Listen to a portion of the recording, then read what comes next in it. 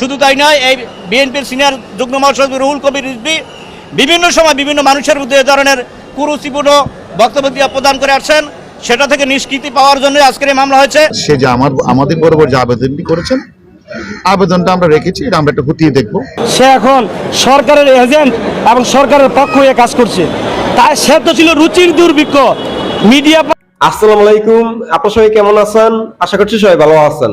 তো আমি আপনার কাছে দেখাবো বিএনপি সিনিয়র যুগ্ম মহাসচিব রুহুল কবির রিজভীর নামে মামলা দিয়ে এবার কঠিনভাবে ফেসে গেলেন হিরো আলম, যা আপনারা দেখলে অবাক হয়ে যাবেন। তো আজকের ভিডিওটি অত্যন্ত গুরুত্বপূর্ণ, তো আমি আশা করবো যে আপনারা সম্পূর্ণ ভিডিওটি দেখবেন, আর এই সম্পূর্ণ ভিডিওটি দেখলেই বিস্তারিত জানতে পারবেন। আর এই ভিডিওটি দেখানোর আগে আপনাদের কাছে সমস্ত রিকোয়েস্ট, আপনারা যদি আমার চ্যানেলে নতুন হয়ে থাকেন তাহলে এরকম নিত্য আপডেট নিউজ সবার আগে পেতে আমার এই চ্যানেলটি সাবস্ক্রাইব করে আমার সাথেই থাকুন। আর এখন চলুন আমরা দেখে আসি বিএনপি সিনিয়র যুগ্ম মহাসচিব রুহুল কবির রিজভীর নামে মামলা দিয়ে কিভাবে ফেসে যাচ্ছেন হিরো আলম, সেই ভিডিওটি। আমাদের সাইবার ইউনিট নর্থ ডিভিশন আইসা সে যেটা অভিযোগ করলেন সেটি হচ্ছে তাকে বিএনপির একজন কেন্দ্রীয় নেতা রুহুল কবির রিজভী উনি নাকি তারে পাগল বলেছেন, অর্ধশিক্ষিত বলেছেন, আরো কি কি অভিযোগ করেছেন। এটা আমাদের সাইবার ইউনিট নর্থ তার আবেদনটা গ্রহণ করে আমার কাছে নিয়ে আসছে। তা আমি যেটা দেখলাম, এটা আসলে একটা সে যে কথাগুলি বলছে তার এটা একটা মানহানিকর বিষয়। তাকে এই যে অর্ধশিক্ষিত, পাগল, রুচিহীন, বিকৃত মানসিকতা যে কথাগুলি বলছেন, এটা আসলে সেই বলতেছে আমার মানহানি করেছে। তো মানহানির আসলে বিষয়টা আমাদের ডিবিতে মানহানির কোনো মামলা হয় না বা থানাতে হয়, মানহানির মামলাটা হয় কোর্টে। সে কারণে আমরা হিরো আলমকে আমরা রিকোয়েস্ট করেছি যে এটা তো আমরা থানাতে বা টিভিতে এটা মামলা করা যাবে না, যেহেতু আপনাকে রুচিহীন, বিকৃত বা পাগল বলেছে, আপনি 3টা নির্বাচন করছেন বলতেছেন, আমার মনে হয় সেটা আপনার মানহানিকর বিষয় ঘটেছে, এটা আপনি এটা কোর্টে যেতে পারবেন। আমরা তাকে সে যে আমাদের বরাবর যে আবেদনটি করেছেন, আবেদনটা আমরা রেখেছি, এটা আমরা একটু খতিয়ে দেখব। আর হিরো আলমকে বলেছি যে আপনি একটু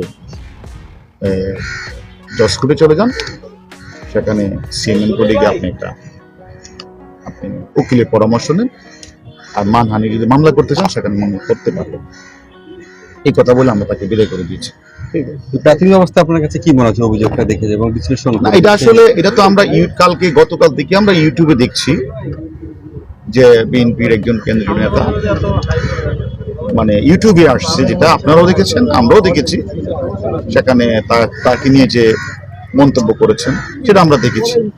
সে মূলত সে আলোকে আমাদের কাছে আসছিল, যেহেতু ভাবছে যে ইউটিউবে এ ধরনের তার বিরুদ্ধে অপপ্রচার বা তার বিরুদ্ধে একটা মানহানি তৈরি করেছে, এই জন্য আমাদের কাছে আমাদের সাইবার ইউনিটে আসছিল।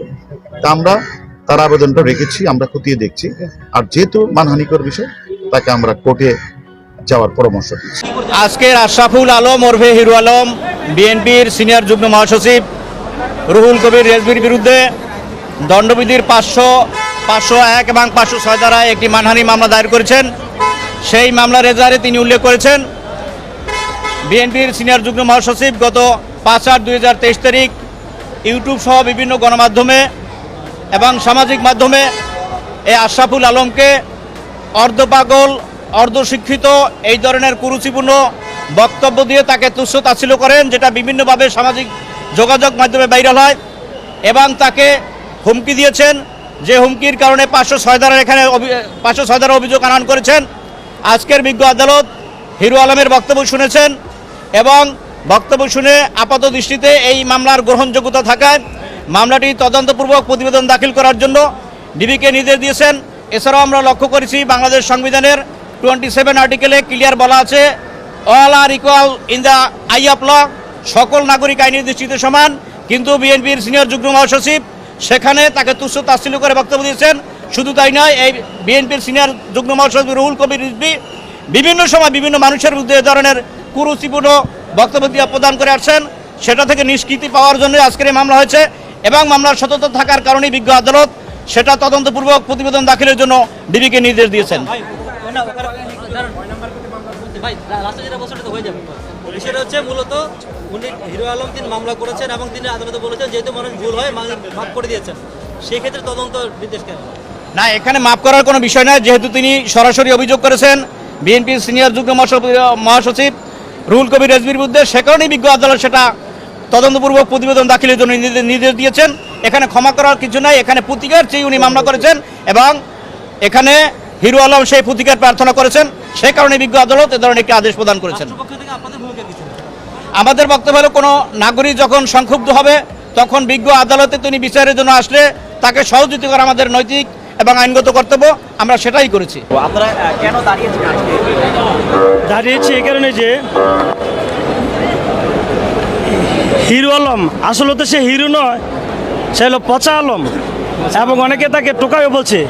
এই কারণে আজকে কথাগুলো বলছি যে সে গতকাল ডিবি কার্যালয়ে গিয়েছে বিএনপির সিনিয়র যুগ্ম মহাসচিব, এই দেশের নন্দিত জননেতা এবং একজন সিনিয়র অ্যাডভোকেট রুহুল কবির রিজভির বিরুদ্ধে অভিযোগ দায়ের করতে। এখন সে রুহুল কবির রিজভির বিরুদ্ধে, রিজভি কি বলেছে? রিজভি তো তাকে খারাপ কিছু বলে নাই। রিজভি বলেছে এমন একটা হাবাগোবা ছেলের সাথে নির্বাচনে জয়ী হয়ে আরাফাত রহমান যে বিচ্ছিন্ন প্রদর্শন করেছে, তার কি লজ্জা হয় না? এটা উদাহরণ হিসেবে টেনে নিয়েছে। এই কারণে হিরো আলমের এত পাখনা গজাইছে যে সে ডিবি কার্যালয়ে গিয়ে আমাদের জননেতা রুহুল কবির রিজভি, সিনিয়র অ্যাডভোকেট এবং সারা বাংলাদেশের যার দিকে তাকিয়ে থেকে নেতৃত্বে সাংগঠনিক নেতা, ওনার বিরুদ্ধে ডিবি কার্যালয়ে যায় অভিযোগ দিতে। আজকে সিএমএম আদালত আসবে তার বিরুদ্ধে মামলা দিতে। সে এখন সরকারের এজেন্ট এবং সরকারের পক্ষ হয়ে কাজ করছে। তাই সে তো ছিল রুচির দুর্ভিক্ষ। মিডিয়া পাড়ায় তার বিরুদ্ধে নিন্দার ঝড় বয়ে গেছিল এবং মিডিয়ার সংস্কৃতি ব্যক্তিরা তার জন্য লজ্জা পাচ্ছিল। যারা 20-30 বছরের বর্ণাঢ্য সংস্কৃতি কেরিয়ার, তারা লজ্জা পাচ্ছিল যে তার নামের বেশি হিরো। সে কিসের হিরো? এ কি অর্জন করে হিরো হয়েছে? এইভাবে স্বঘোষিত হিরোকে আমরা বর্জন করি। সে হিরো নয়, পচা। কারণ হলো সে দুর্গন্ধ ছাড়া। তার মতো ব্যক্তি সে তার মতোই থাক, তাকে নিয়ে তো বিএনপির কোনো মাথা ব্যথা ছিল না।